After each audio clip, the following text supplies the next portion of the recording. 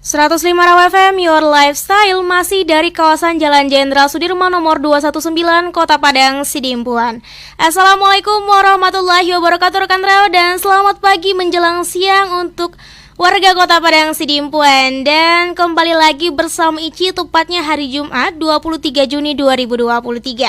Seperti biasa, kalau sudah di hari Jumat kita ada program Obsesi Obrolan Seputar Sakopa Islam, dan di hadapan Ici sudah ada dengan Ustazah Ukhti Nida ya. Baiklah, kalau begitu kita sapa dulu Ukhti Nida.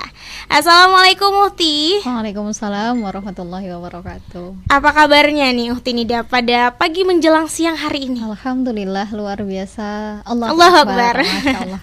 Baiklah, kalau begitu apa nih Ukhti Nida tema kita pada hari ini? Insyaallah hari ini kita akan bahas terkait keberkahan Zulhijjah dan ukhuwah Islam. Ya. Baiklah, kalau begitu dipersilahkan kepada Ukhti Nida. Bismillahirrahmanirrahim. Assalamualaikum warahmatullahi wabarakatuh. Alhamdulillahirabbil alamin, wahdahu wassalatu wassalamu ala asrofil anbiya'i wal mursalin wa ala alihi wa sahbihi ajma'in. Allahumma shalli ala Muhammad wa ala ali Muhammad.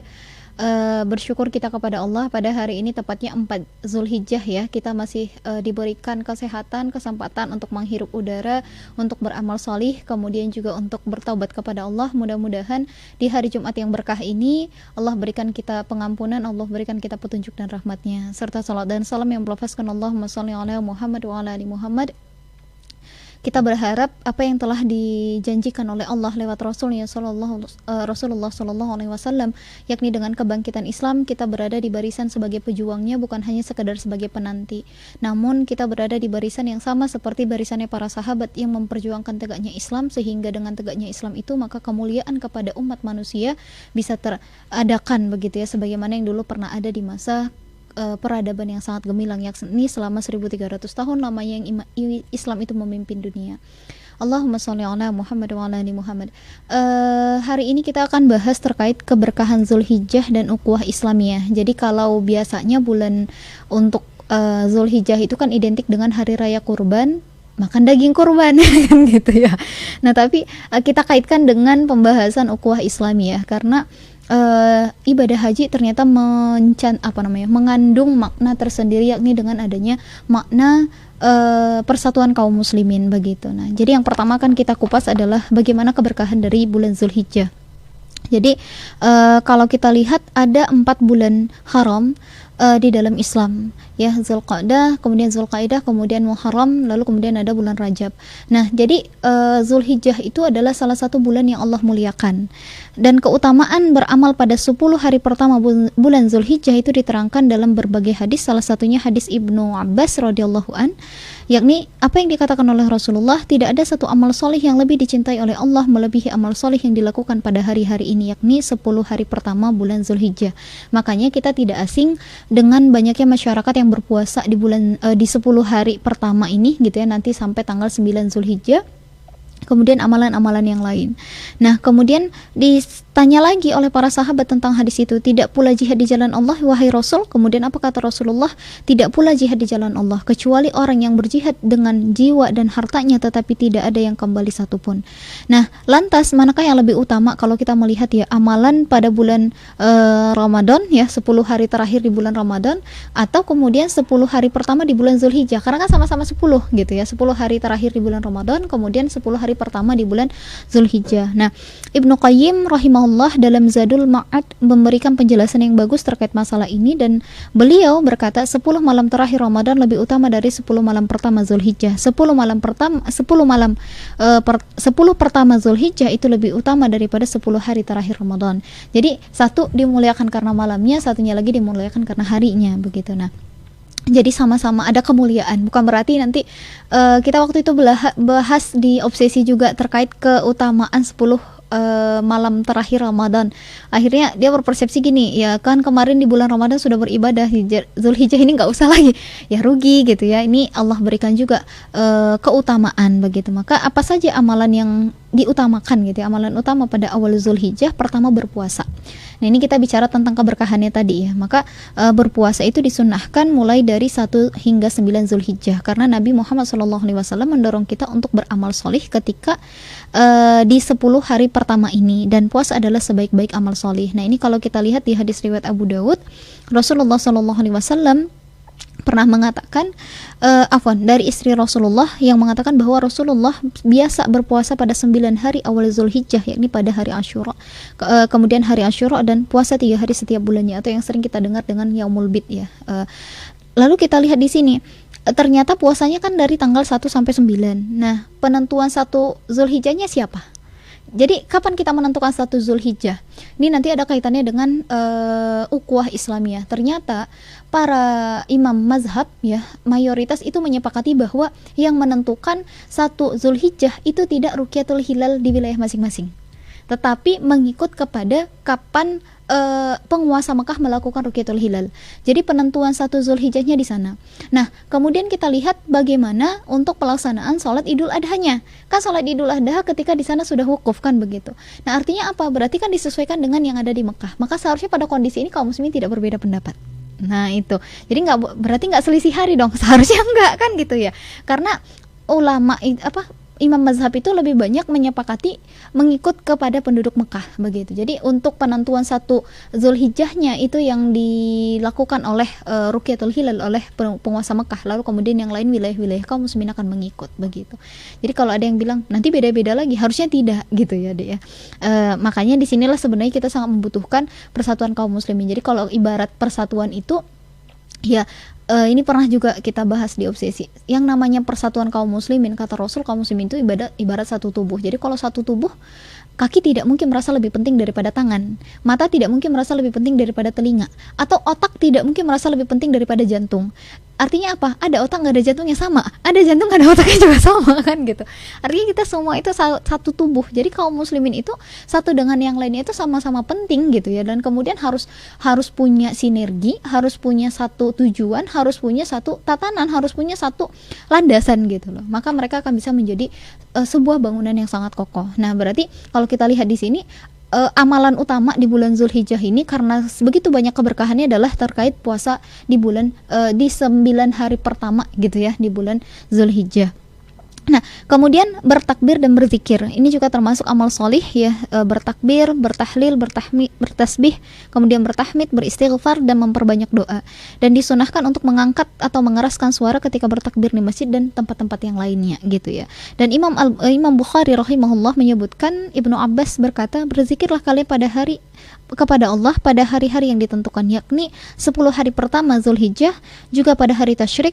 Ibnu Umar dan Abu Hurairah pernah keluar dari pasar pada 10 hari Zulhijjah, lalu mereka bertakbir, lantas manusia pun ikut bertakbir. Muhammad bin Ali pun pernah bertakbir setelah sholat sunnah. Artinya takbir itu diperbanyak gitu ya, apalagi nanti kalau sudah sholat Idul Adha-nya. Biasanya kalau di Idul Adha itu kan sampai hari tasyriknya itu yang 3 hari setelahnya juga bertakbir lagi kita dengar di masjid begitu ya.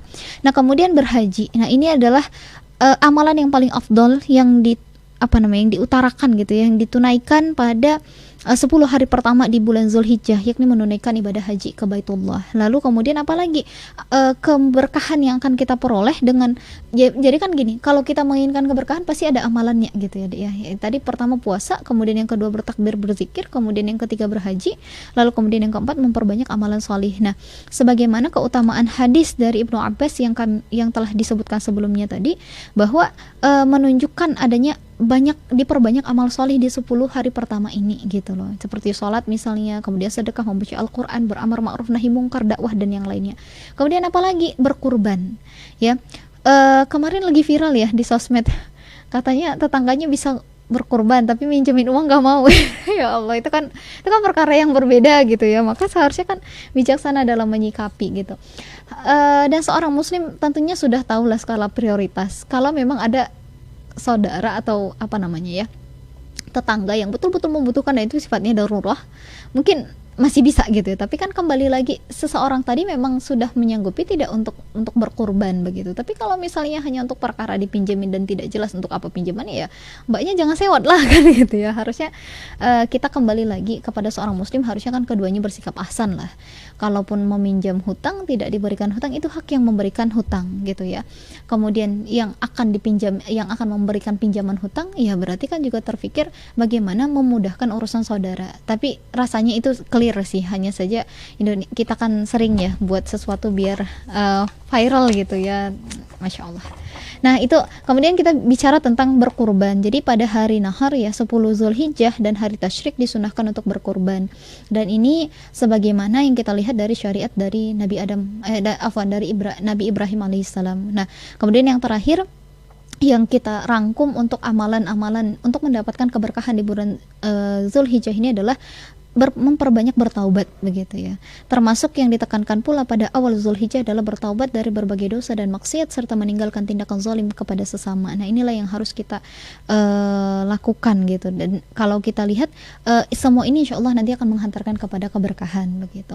Ini dulu mungkin untuk sesi pertama ya Dek ya. Insya Allah nanti kita lanjutkan di sesi kedua terkait bagaimana sebenarnya persatuan umat dengan adanya momen Idul Adha gitu. Ya rekan Raw, itu dia untuk sesi pertama ya dari Ukhti Nida yang memberikan pemaparan tentang keberkahan Zulhijjah dan ukhuwah Islamiyah. Nanti kita bakalan lanjutin lagi setelah iklan yang berikut ini. Tetap di 105 Raw FM, Your Lifestyle. 105 Raw FM, Your Lifestyle, dari jantung kota Salak kami mengudara untuk menjadi teman setia Anda. Ya rekan Raw, masih bersama dengan Ici dan juga Ukhti Nida dengan tema kita pada hari ini tentang keberkahan Zulhijjah dan ukhuwah Islamiyah. Baiklah, kepada Ukhti Nida dipersilakan untuk melanjutkan pemaparannya. Baik, ini kita masuk ke bahasan berikutnya. Jadi dari dua topik tadi tentang keberkahan, ini mungkin perlu diperjelas sedikit lagi ya. Jadi kalau yang namanya berkah, keberkahan berarti akan bertambah kebaikan untuk yang memberikan dan kebaikan pula untuk bagi orang-orang sekitarnya. Jadi itu yang namanya berkah. Kalau berkah itu bukan hanya kepada satu orang saja baiknya gitu ya Dek ya. Orang yang membawa keberkahan itu kayak Rasulullah lah. Allah turunkan ke muka bumi. Rasulullah itu maksum, Rasulullah itu mulia. Tapi juga menghadirkan sebuah peradaban yang memuliakan manusia. Berarti kan membawa keberkahan gitu ya. Islam itu dihadirkan bukan hanya untuk menjadi kebaikan bagi orang Islam saja, tetapi nantinya itu akan menjadi kebaikan bagi dunia dan seisinya gitu loh. Maka kalau kita lihat itulah berkah. Nah jadi dengan adanya bulan Zulhijjah ini sebenarnya akan membawa banyak keberkahan bagi kaum muslimin gitu ya. Termasuk salah satunya apa? Momen persatuannya kaum muslimin gitu. Meskipun kita lihat di bulan-bulan yang lain ada nggak persatuannya kaum muslimin? Ada gitu ya, dengan Idul Fitri dan momen-momen yang lainnya lah. Bahkan setiap pekannya juga ada dengan adanya sholatul Jumu'ah gitu ya, sholat Jumat bagi bapak-bapak misalnya, itu kan juga menunjukkan persatuannya kaum muslimin begitu. Nah, tapi kita sekarang ini membahas terkait tentang bulan Zulhijjah. Maka apa kaitannya dengan ukhuwah Islamiyah? Hanya tinggal beberapa hari lagi insya Allah kita akan merayakan hari raya Idul Adha, dan hari raya yang penuh dengan kebahagiaan dan keberkahan di tanah suci ya. Kemudian kita lihat lagi di tanah suci sesungguhnya jutaan dari saudara kita ya kaum muslimin itu berkumpul untuk menunaikan ibadah haji. Ini yang kita lihat dan sangat kita rindukan. Mudah-mudahan kita membahasnya hari ini Masya Allah dalam waktu dekat Allah perkenankan untuk bisa ke sana begitu ya.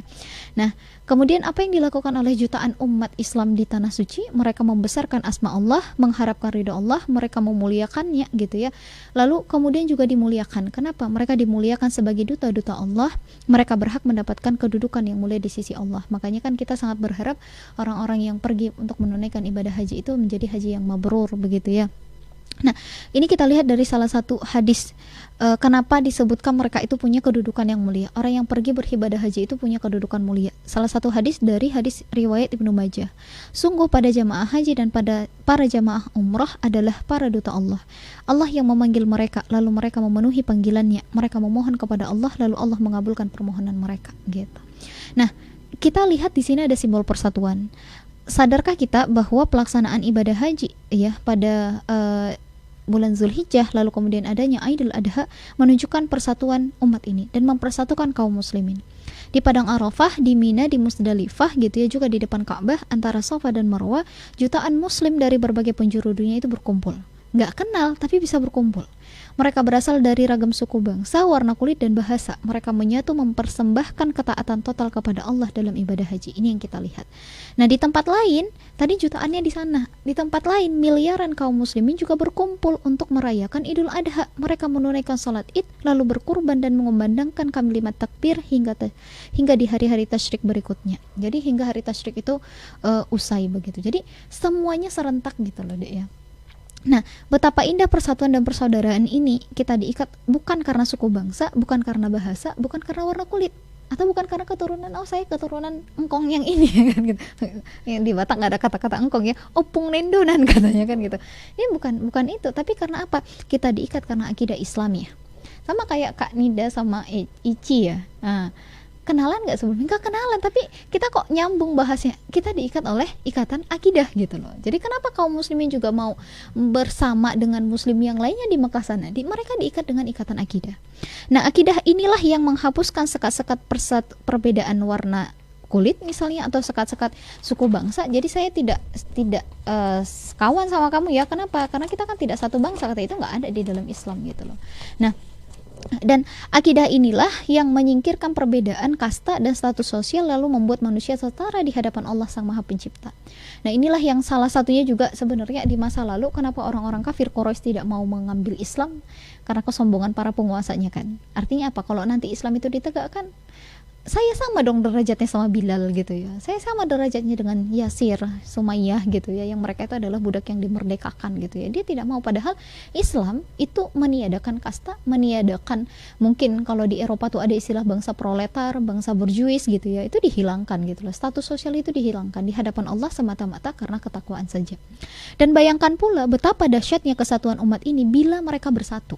Itu masih momen ibadah Idul Adha dan ibadah haji gitu ya. Nah, bayangkan kita itu ada 1,9 miliar muslim di dunia ini.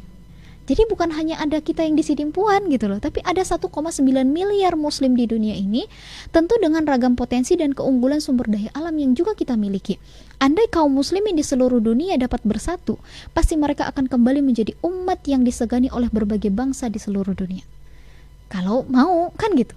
Bukan karena Allah tidak mempersatukan, tapi persoalannya kita mau bersatu atau tidak. Nah, mereka akan menjadi kekuatan yang menentukan arah dunia. Mereka akan mampu menciptakan tatanan kehidupan manusia yang berkeadilan dan beradab, bukan seperti kondisi yang sekarang lah gitu ya. Kalau kita bicara tentang adab, beradab lah ya. Di mana-mana saat ini bendera pelangi mau ditampilkan gitu ya. Tapi luar biasanya memang di negara-negara barat sendiri pun mereka menolak. Kenapa? Karena memang tidak sesuai dengan fitrah manusia. Dan Islam itu adalah benteng yang sangat luar biasa. Jelas aturan Islam melarang itu gitu loh. Nah, maka kalau kita mau menjadikan manusia itu beradab, mungkinkah adab itu ada pada manusia yang menyukai? Maksudnya gini, kucing itu kan tidak beradab ya. Tapi kucing saja pun tidak mau kucing jantan dengan kucing jantan gitu loh. Ini silakan simpulkan sendiri gitu ya. Nah, maka dunia saat ini dikuasai oleh peradaban barat yang kapitalistik. Kapitalistik itu apa? Semua dinilai dengan materi. Jadi kalau ada materi, Anda bahagia. Kalau ada keuntungan, Anda beruntung gitu ya. Apa namanya? Bahagia. Itulah kebahagiaan hakiki gitu loh. Nah, itulah kapitalistik tadi.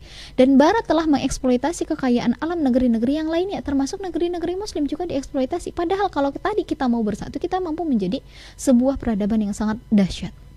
Dan mereka menciptakan perbudakan modern melalui neo-imperialisme. Kalau dulu mungkin perempuan itu ya di masa lalu ya, di masa imperialisme itu perempuan ya dinilai punya derajat kalau dia mampu memuaskan lelaki misalnya.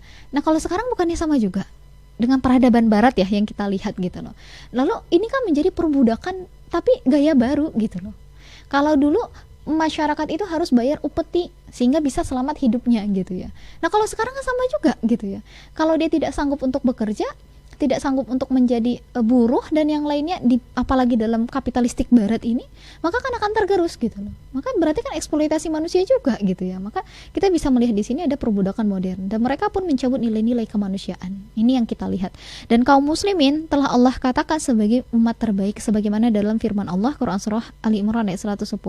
Kuntum khairu umma ukhrijat linnas ta'muruna bil ma'ruf wa tanhauna 'anil munkar wa tu'minu jadi Allah itu tak kuntum khair ummah gitu ya. Kalian adalah umat terbaik, khair gitu ya. Berarti tidak ada lagi yang menyainginya. Kalian adalah umat terbaik yang diturunkan oleh Allah untuk manusia. Ukhrijat linnas. Kenapa mereka bisa menjadi umat terbaik? Ta'muruna bil ma'ruf wa tanhauna 'anil munkar. Mereka melakukan amar ma'ruf gitu ya. Mereka menyeru kepada yang ma'ruf dan mencegah dari yang munkar. Namun pada kenyataannya kaum muslimin hari ini telah menjadi umat yang terpecah belah. Umat yang terpinggirkan dari berbagai belahan dunia. Sebab mereka tidak bersatu. Nah, itu kata kuncinya. Kenapa kita jadi terpecah belah? Kenapa kita menjadi umat yang hanya, maaf sekali, sepertinya kita mengekor gitu ya. Kita terpinggirkan gitu. Karena umat Islam tidak bersatu. Mereka hanya merasakan persatuan semu. Misal, ketika melaksanakan Idul Adha atau melaksanakan ibadah haji. Usai ibadah ini apa yang akan terjadi? Kan kembali lagi tercerai-berai gitu ya. Balik lagi ke negaranya gitu. Bahkan terprovokasi untuk saling memfitnah dan yang lainnya. Dan sebagian mereka bahkan memerangi saudaranya yang lain. Mereka tidak seperti seolah-olah tidak pernah bersaudara. Inilah yang terjadi di tubuhnya kaum muslimin. Dan sebagian besar umat ini pun hanya menyaksikan derita saudara seiman, misalnya yang di Myanmar, sedih ya. Yang di Rohingya, yang di Uighur, yang di Suriah, yang di Palestina, oh ya menyedihkan gitu. Tapi hanya sekedar melihat saja gitu loh. Miliaran umat ya, miliaran jiwa dari umat ini seperti buih di lautan. Jumlahnya banyak. Pernah lihat buih ya deh, gelembung itu kan. Jumlahnya banyak, tapi nggak tentu arahnya. Jadi dibawa ke sana mau, dibawa ke sini mau. Seolah-olah kita tuh memang tidak punya pijakan gitu ya, tidak punya arah gitu. Nah, mereka tidak peduli dengan nasib saudaranya di belahan dunia lain. Kita pun seolah melupakan dari hadis Rasulullah SAW yang diriwayatkan oleh Abu Daud, tidaklah seseorang menelantarkan saudaranya sesama muslim dalam kondisi kehormatannya sedang dilanggar dan harga dirinya direndahkan, kecuali Allah akan melantarkan dia dalam kondisi yang dia ingin ditolong. Tidaklah seseorang menolong seorang muslim pada saat harga dirinya direndahkan dan kehormatannya dilanggar, kecuali Allah akan menolong dia pada kondisi yang ia ingin ditolong. Artinya ketika kita menolong saudara kita tadi, maka Allah juga akan menolong kita gitu ya, di kondisi yang kita persis mungkin seperti kondisi tersebut. Nah, maka dari sudut lain gitu ya, kita menyaksikan sebagian kaum muslimin justru berangkulan bahkan dengan orang-orang fasik. Pertama tadi kita melihat ada persatuan, tapi kayaknya persatuan semu. Terus di sisi lain, ya bahkan seperti tidak bersaudara sesama muslim gitu ya. Terus yang ketiga, sebagian dari kaum muslimin juga lebih parah lagi, berangkulan dengan orang-orang fasik, bahkan orang-orang yang jelas-jelas kafir harbi fi'lan gitu ya, apa tuh ya, kafir yang menunjukkan permusuhannya secara terus terang kepada kaum muslimin gitu. Jadi kafir imperialis yang telah menyebabkan umat ini menderita. Dan hal itu mereka lakukan justru dengan ketika tangan mereka tidak terbuka menyambut saudara seiman. Jadi kepada saudaranya dia tidak menyambut, tapi kepada orang kufar gitu ya, yang kafir imperialis tadi justru berangkulan gitu ya. Dengan alasan apa? Perbedaan mazhabkah, perbedaan golongankah begitu ya. Dan seolah hilang dari ingatan kita sampai lupa siapa saudara dan siapa yang menjadi kaum durjana sebenarnya. Siapa lawan, siapa saudara gitu loh. Dan mereka sibuk mau mengungkit-ungkit terus perbedaan, lalu saling caci mencaci gitu saudara seiman. Dan mereka seolah lupa dengan firman Allah di Quran surah Al-Fat ayat 29, Muhammad adalah utusan Allah dan orang-orang yang bersama dia itu keras kepada orang-orang kafir tetapi berkasih sayang kepada sesama orang-orang beriman. Maka karena itu pada momen seperti ini semestinya kita menguatkan kembali makna persatuan umat dalam jali dan kokoh ukhuwah Islamiyah. Jadi kalau kita bicara Islam itu kan ada akidah, ada syariah, kemudian ada ukhuwahnya gitu loh. Gak bisa kita berislam itu hanya sekadar ya sudah saya berakidah Islam, saya nerapin Islam, tapi gak ada ukhuwah Islamiyah, itu bohong namanya gitu ya. Karena ketika kita mengatakan kita mau terikat dengan hukum syara, maka salah satu hukum syara itu bicara apa? Ukhuwah Islamiyah. Dan ukhuwah Islamiyah itu bukan hanya sekadar Muslim seluruh Padang Sidimpuan, bukan. Muslim seluruh Sumatera Utara, Muslim seluruh Indonesia, bukan. Tetapi Muslim itu dimanapun dia berada di seluruh belahan dunia adalah bersaudara. Kenapa? Karena mereka diikat dengan ikatan akidah Islamiyah. Begitu. Nah, maka umat ini harus bersatu kembali, laksana satu bangunan yang kokoh yang tidak bercerai-berai sebagaimana firman Allah di Quran surah Ali Imran ayat 103, berpeganglah kalian semua pada tali agama Allah dan janganlah kalian bercerai-berai. Berarti kuncinya apa? Biar kita itu mau bersatu, biar kita bersatu, kaum muslimin itu harus menggenggam kembali tali agama Allah. Tali agama Allah itu apa? Kata Rasulullah, dua diwariskan, Al-Quran dan As-Sunnah. Berarti yang harus dilakukan oleh kaum muslimin mengambil Al-Quran dan As-Sunnah dan mengikatkan kepada kehidupannya. Nah, maka kemudian kita lihat lagi di hadis yang lain, Rasulullah SAW pernah bersabda, sungguh mukmin yang satu dengan mukmin yang lain itu seperti sebuah bangunan, sebagiannya menguatkan sebagian yang lain. Bahkan ada ulama, Imam Al-Ghazali juga mengatakan apa? Kekuasaan dengan agama itu seperti antara bangunan dengan pondasi. Kalau ada agama tanpa kekuasaan, itu ibarat ada pondasi tapi tidak ada tiangnya. Berguna nggak? Maksudnya itu bukan nggak berguna ya, tapi nggak akan terlihat kekuatan dari agama itu gitu ya, nggak akan terlihat pengaruhnya. Terus kemudian kekuasaan tanpa agama dia akan roboh. Kenapa bisa roboh? Kita mau bangun, ini nih ada contohnya ya dek ya, ada tonggaknya gitu, tapi hanya ada tiangnya saja tapi tidak ada pondasinya, ya akan rubuh begitu loh.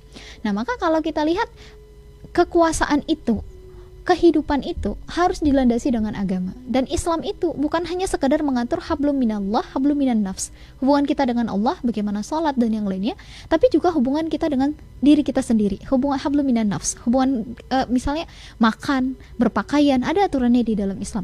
Tapi apakah cukup dengan dua itu? Ternyata tidak. Ada satu lagi, hablum minan nafs, hablum minan nas, hubungan kita dengan sesama manusia. Dan ini perkaranya sangat banyak, mulai dari pendidikan, kesehatan, pemerintahan, pergaulan gitu ya. Itu semua diatur dengan aturan Islam. Maka kembali kepada tali agama Allah berarti menunjukkan apa? Hal tersebut harus disesuaikan dengan aturan Islam. Maka kalau kita mau kembali kepada tali agama Allah, mau tidak mau individunya bertakwa, masyarakatnya bertakwa, negaranya juga harus bertakwa. Karena banyak aturan Islam yang aturan itu hanya bisa diselesaikan, hanya bisa dilakukan, direalisasi dengan skala negara gitu. Nah, maka kita membutuhkan adanya persatuan hakiki.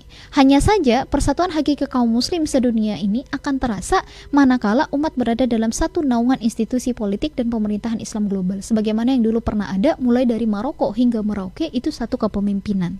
Nah, dan hal itu akan menghilangkan perbedaan yang menyebabkan umat kita terpenjara dalam batas-batas ya sekat-sekat, ini bangsa kami, itu bangsa Anda gitu ya. Ini wilayah kami, itu wilayah Anda. Kita tidak satu suku dan yang lainnya, itu akan dihilangkan semua gitu ya. Dan dalam institusi Islam tadi gitu ya, kaum muslimin seluruh dunia akan melebur menjadi umat yang satu. Dan nantinya itu akan memelihara umat sehingga tidak terpecah belah, tidak saling menyerang, dan mereka justru akan saling tolong menolong, saling melindungi saudaranya, saling membela kehormatan agama. Tidak akan ada sejengkal tanah pun dari kaum muslimin yang akan dijajah oleh asing gitu ya. Dan demikianlah yang telah kita saksikan selama berabad-abad lamanya, 13 abad lamanya, tentang adanya peradaban Islam yang memimpin dunia. Jadi dengan peradaban Islam itu kan kita tidak anti, oh itu muslim Malaysia tuh, ini muslim Indonesia, enggak seperti itu. Di masa lalu justru bisa menjadi sebuah peradaban yang sangat besar gitu ya. Nah, inilah yang harus kita ambil ibrohnya dengan adanya momen Idul Adha dan ibadah haji tadi. Jadi bukan hanya sekadar persatuan semu dalam artian tadi ibadah hajinya kalau datang bersatu, ya kan, tapi setelah itu udah terpecah belah lagi. Enggak begitu, tapi seharusnya apa? Kaum muslimin menyadari bahwa Islam itu, Al-Quran itu, Rasulullah itu mengajarkan persatuan yang hakiki, yakni sampai kapanpun kaum muslimin diikat dengan ikatan akidah dan dipersatukan dengan persatuan ukhuwah Islamiyah, lalu kemudian diatur dengan aturan Islam itu sendiri. Mungkin itu deh yang bisa disampaikan terkait ukhuwah Islamiyah untuk poin kita yang kedua. 105 Raw FM, Your Lifestyle, masih dari kawasan Jalan Jenderal Sudirman nomor 219, Kota Padang, Sidimpuan. Ya rekan Raw, masih bersama dengan Ici dan juga Ukhti Nida pada siang hari ini, tepatnya tanggal 23 Juni 2023. Dan di sesi terakhir ini Ukhti Nida bakalan memberikan statement terakhirnya tentang tema kita pada hari ini, keberkahan Zulhijjah dan ukhuwah Islamiyah. Dipersilakan Ukhti Nida. Insya Allah kan memang setiap bulan itu pasti mengandung banyak keberkahan begitu ya, dan insya Allah dengan persatuan kaum muslimin maka keberkahan itu pasti akan terasa. Kita coba telisik ayat yang di dalam Al-Quran. Islam itu adalah rahmatan lil alamin. Tetapi bagaimana dia agar bisa menjadi rahmatan lil alamin? Sesungguhnya Allah memerintahkan kita untuk masuk ke dalam Islam secara kafah. Kafah itu total, keseluruhan, sempurna, tam gitu ya. Nah, selain simbol persatuan bagi kaum muslimin sedunia, ibadah haji dan kurban adalah bagian dari perwujudan ketaatan kita kepada hukum-hukum Allah. Bila seorang hamba rela mengorbankan hartanya demi menempuh perjalanan ibadah haji dan melakukan kurban, maka seharusnya ia juga siap mengorbankan segalanya untuk taat pada syariatnya Allah. Benar ya? Kalau untuk berhaji saja, uangnya, waktunya, tenaganya, pikirannya gitu ya, dia korbankan untuk bisa berhaji, maka sesungguhnya ada juga pengorbanan yang harus kita lakukan untuk taat kepada syariat Allah yang lain. Nah, dan itu harus dilakukan secara kafah, secara total. Sebagaimana Allah perintahkan di Quran surah Al-Baqarah ayat 208, ya ayyuhalladzina amanu udkhulu fis-silmi kaffah udkhulu fis-silmi kaffah wa la tattabi'u khutuwatis syaitan innahu lakum aduwwum mubin. Hai orang-orang yang beriman, udkhul gitu ya, masuklah kalian ke dalam Islam secara kafah dan janganlah kalian mengikuti langkah-langkah syaitan, sesungguhnya syaitan itu adalah musuh yang nyata bagimu. Nah, setiap Idul Adha kita diajari untuk ketaatan yang luar biasa tentang ketaatan dari keluarga Nabi Adam alaihissalam. Ini Ibrahim alaihissalam.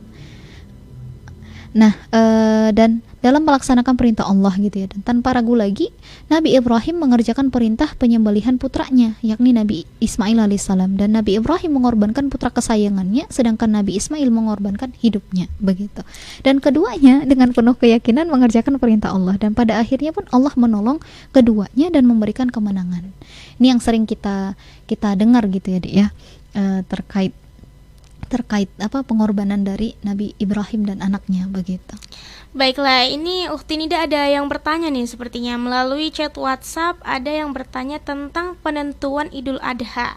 Ada pertanyaan kawan yang mengatakan kalau penentuan Idul Adha ikut pemerintah saja biar nggak pusing, masalah benar atau salahnya mereka yang akan menanggung dosanya. Bagaimana pendapat Ustazah tentang hal ini? Tolong penjelasannya Ustazah. Masya Allah. Baiklah, dipersilakan Ukti Nida untuk menjawab pertanyaan dari saudari kita. Pertama, Allah mengkaruniakan kita akal untuk memahami mana yang benar, mana yang tidak benar, begitu ya. Menaati ulil amri itu ditaati. Kalau kita lihat di Quran, di dalam Al-Quran itu kan ada ayat yang mengatakan begini, ati Allah wa ati Rasul ulil amri minkum, taatilah Allah dan taatilah Rasul dan ulil amri di antara kalian. Mufassir menafsirkannya, kenapa ayat ini tidak menyampaikan ada kata-kata taat kepada ulil amri, tapi ati Allah berarti kan taati Allah, wa ati Rasul dan mentaati Rasul berarti kalau yang namanya taat itu sami'na wa ata'na, kami dengar dan kami taat. Taat itu berarti nggak ada lagi tawar menawar. Tapi ketika ke ulil amri, wa ulil amri minkum, bukan wa ati ulil amri minkum. Maka para mufassir mengatakan begini, kita mentaati para penguasa itu, mentaati para pemimpin itu ketika dia mentaati Allah dan Rasulnya. Maka ada amar ma'ruf di dalam Islam, kan begitu ya. Nah, artinya begini, kalaupun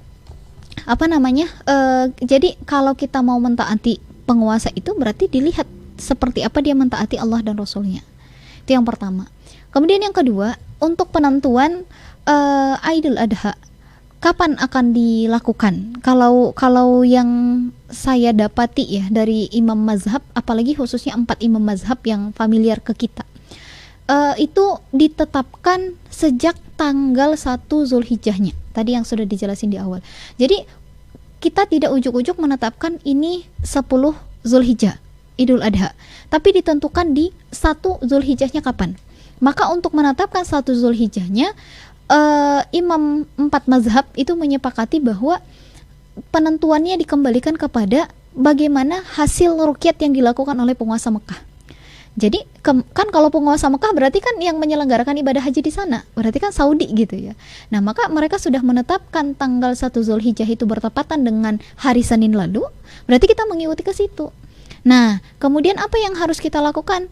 Kita berarti melihat kan kalau ibadah haji itu kan ketika sudah wukuf, berarti kan kalau sudah wukuf di sana kita sholat gitu loh. Nah, jadi kembali ke kaidah tadi gitu loh. Terlepas ini pemerintah Medan, kita harus mengambil sesuatu itu kan karena ilmunya. Kalaupun ada alasannya begini, sebelum ke situ ya. Jadi kalau 1 Zulhijjah itu di hari Senin kemarin, berarti kemungkinan tanggal 10 Zulhijjah itu akan jatuh di hari Rabu, ya kan? Nah, kemudian ada yang bilang gini, kan kalau salah mereka yang nanggung. Sama kayak kita ke orang tua. Kalau orang tua misalnya menyuruh kita kepada sesuatu hal yang salah dan kita sudah tahu kesalahannya, apa yang akan kita lakukan?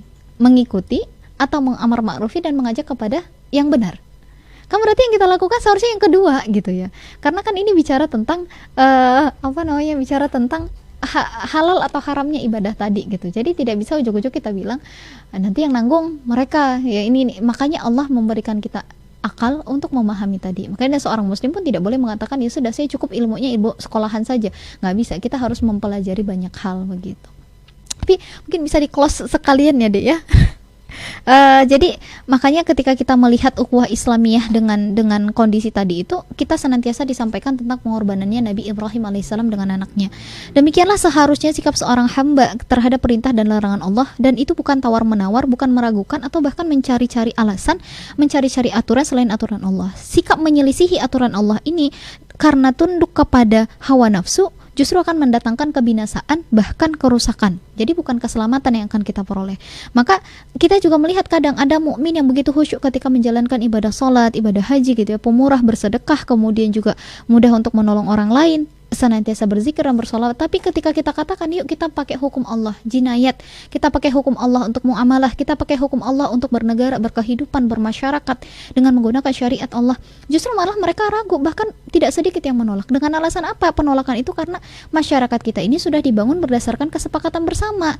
Nah, hal yang menjadi pertanyaannya adalah sejak kapan kesepakatan manusia bisa menyingkirkan ayat-ayat Allah dan sunnah Rasul atau menghapus syariatnya? Bukankah itu telah kita lihat di dalam Quran surah Al-An'am ya ayat 116, jika kalian menuruti kebanyakan orang-orang yang ada di muka bumi, niscaya mereka akan menyesatkan kalian dari jalan Allah. Mereka tidak lain hanyalah mengikuti prasangka mereka, dan mereka tidak lain hanyalah berdusta terhadap Allah. Maka dari sini kita bisa melihat, kalaupun ada yang mengatakan kan sudah disepakati, intinya sejak kapan kesepakatan manusia itu bisa menyingkirkan kewajiban atas apa yang telah Allah wajibkan, menyingkirkan ayat-ayat Allah dan yang lainnya. Mungkin itu. Jadi kalau kita bicara tentang pengorbanan Nabi Ibrahim alaihissalam, mengorbankan anaknya, mengorbankan dirinya oleh Nabi Ismail begitu ya.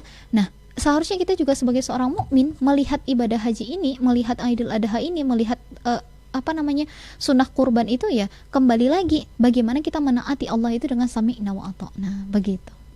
Baik, terima kasih kepada Ukhti Nida ya atas pemaparannya tentang tema kita pada hari ini, keberkahan Zulhijjah dan ukhuwah Islamiyah.